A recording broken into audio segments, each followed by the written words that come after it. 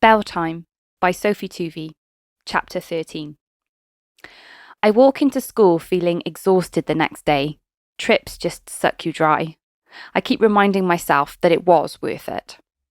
I step into the female staff toilets, and Janet Patchell is standing by the sinks, her eyes red-rimmed. I've never seen Janet cry before. She's the sort of woman who's made of solid rock, holding up the school like a balustrade. "Janet, what's the matter?" She shakes her head and blows her nose. "It's fine, it's nothing." Judy sails in and quickly assesses the situation while I look on helplessly. "Come here," she says, wrapping her arms around Janet and squeezing her. "What's the bastard done now?" "I used the wrong spreadsheet," Janet says between sobs. "We just had a meeting and all of SLT were there. He humiliated me in front of everyone." "He's a bully," Judy says, rubbing her shoulders. "Pay him no attention." "But he's the head," Janet replies. "They've put him here to wave his magic wand and then they'll take him away again. You just need to outlast him." "Sometimes I wonder why I'm doing this," Janet murmurs. I head for the staff room. I grab little Miss Sunshine and make my tea, wondering how bad that meeting must have been to make Janet Patchell cry. Had that song stuck in my head all night. I look up to see Michael making his beloved coffee, seemingly chipper and humming "Tell Me It's Not True." "Are you all right?" he asks when I don't reply. I'm sick of the glass ceiling in this patriarchal school, but what's the point in telling him that? He's part of the problem. "Just tired, that's all." He gives me an appraising look. I move into the seating area to avoid his scrutiny and grab a seat next to Steph. "How'd it go last night?" "It went," I smile. "We all arrived in one piece. Didn't have enough fuel to get all the way back, but the parents picked the kids up from just outside the motorway exit." "Oh no! Did you get back all right?" "Yeah, the petrol station wasn't far." "Were you alone with Mr. Chase?" She puts on an affected tone. "How was that?" "He was okay." I start to giggle. I accidentally elbowed him in the face in the theatre. "Try punching him next time. It might make you feel better." We both laugh. "I heard he went to lunch with the head to discuss the HOD promotion," Steph says in a low tone. "Seriously?" "Well, it was either that or just because he can't stand hanging around the rest of the senior team, which, given that they are all old enough to be his parents, could be true." I want to find out more, but then David Clark walks in, his hair sleek with no hint of grey. He definitely can't be 40 yet, which is why he stands out so much from the others. His composure annoys me when Janet is probably still crying in the toilets. "Morning, everyone," he begins with a breakfast TV presenter smile. "As you're all aware, I've been attending meetings with Inspire to Achieve and the local authority to discuss the future of Widlock County. My first half term here has been extremely eye-opening. We are all working together for the best possible way forward to improve conditions here for staff and pupils." The mood in the staff room is stony-faced and flat. It's been a long half term and everyone's flagging. "We have decided that we will run an in-house inspection the week after half term.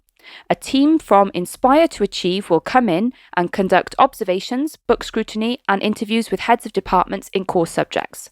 Much like an inspection, you will not know if you are going to be observed in advance. We want to gather a sense of what is happening across the school." I exchange a look with Steph. This sounds like a nightmare. Inspections are bad enough, but he is voluntarily organising this. Is he insane?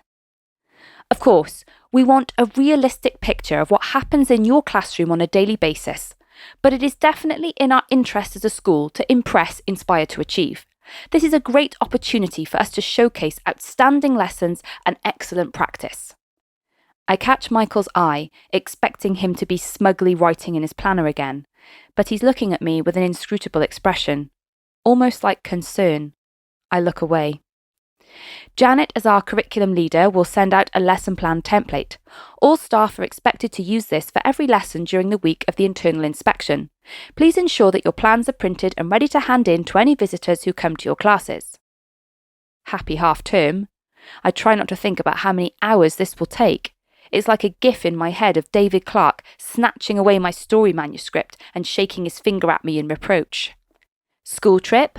Done. Application needs to be handed in imminently. Mountain to scale, start ASAP. Social life, hobbies, interests, dead on arrival. Come on, Jen, Steph says. I was thinking, how about we do a run before school, get some fresh air and exercise? I can't think of anything worse, but I hate the gym, and at least Steph would motivate me not to give up in the first half mile. All right, I say, let me know when and you can come to my flat. I'll probably regret saying that later. At lunchtime, I catch up with Judy as we eat round the table together in the staff room. She's going for healthy-looking salads and hummus at the moment. I'm currently eating every type of carb imaginable. Bagels, pasta, any form of bread. Is Janet okay? I ask. Judy nods. She's a tough cookie. Just makes me cross though. He's a sly one, that David Clark. Always knew it. I used to teach him, you know. His head boy campaign plastered A3 size posters of his face all over the school. Makes me feel old now. I didn't realise. He knows exactly how to get away with it. He's clever. A bully, but a clever one. He pretended he doesn't remember me when he taught me in sixth form. It still stings to think about it. Judy gives a dry laugh. So you know not to trust anything he says then? I was wondering if you could help me, I say, setting down my bagel. I'm applying for the hod job. Judy raises her eyebrows. You decided to go for it? I've got to, I say. I can't let Michael get it uncontested. I know I said the other day that you should go for it, she says, hesitating, but I don't want to see you throw your heart and soul into getting this position when you're not going to get a fair trial. Look, I know I won't get it, I admit, but I'm a bit tired of being written off. I want to have at least some say in what goes on around here. If I put my hat in the ring, then they at least have to give me an opportunity to share my ideas, and it may be that they do consider me for Liz's role if she ends up losing it or not coming back. When's the deadline? Tomorrow? Email me your application tonight and I'll send you feedback, Judy promises. Michael sits down at the other end of the table, and I catch his eye for a moment before the PE department noisily burst into the room. Right, everyone. Steve, the head of PE, booms. 5-a-side football starts tomorrow after school. Who's in? The head signed up, Gareth adds. You in, Michael? Great. Another boys' club, I mutter to Judy. Just what we need. The bell rings and I dash off to face the Year 11 boys group. As I approach the classroom, I can hear noise. I open the door and they are all in there, sprawled over desks. One of them is holding a bag of chips. On the whiteboard, there's a crude diagram of a woman, stick figure style, but with 2 circles for breasts. Tyler is sitting in my swivel chair. He looks up when I enter and gives a smile of satisfaction at what must be shock and horror in my expression. The others at least have the grace to look awkward. What is going on in here? I ask. The room has fallen silent. I want every one of you to get outside and line up in silence. Now. Muttering and shuffling, the boys start to move. Tyler gives a bored shrug and swivels himself a half-turn before standing. I give him a hard stare. You do not sit in my chair. Is that understood? He says nothing, staring back at me sullenly, then goes to join the others outside. I wipe the board clean, trying to calm my shaking rage. Is this about the theatre trip? Is he punishing me? Perhaps I should just remove him from the lesson, ask Michael if he can work in the back of his class. But the HOD application is due tomorrow. What will SLT think if I'm calling for pupils to be removed? I take a deep breath and go to the door. Let me make this clear, I say firmly. You do not enter my classroom if I am not present, unless there is another member of staff with you who gives you permission. Is that understood? The boys mumble a response. Some of them tut and roll their eyes. You do not bring food into my classroom. I look at the boy with the chips. You do not write on my board, and you certainly do not draw lewd images on it. I try to look at each of them in turn so that none of them feels singled out, and also to make them squirm.